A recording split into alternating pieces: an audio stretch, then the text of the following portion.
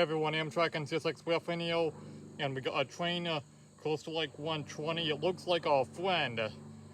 Yep, it looks like the friend from here. He's running a little bit late today, like 51 minutes, 36 minutes late today, because I guess he has a lot of people on for the fail and other stuff that probably had to wait for the trains to clear and stuff as well.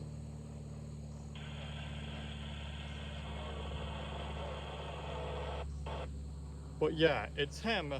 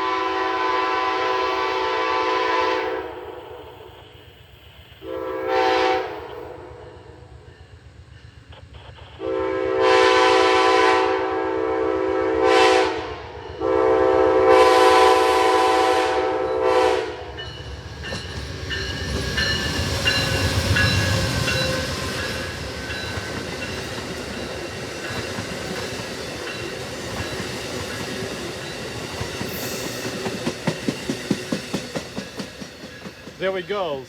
Let me go get that.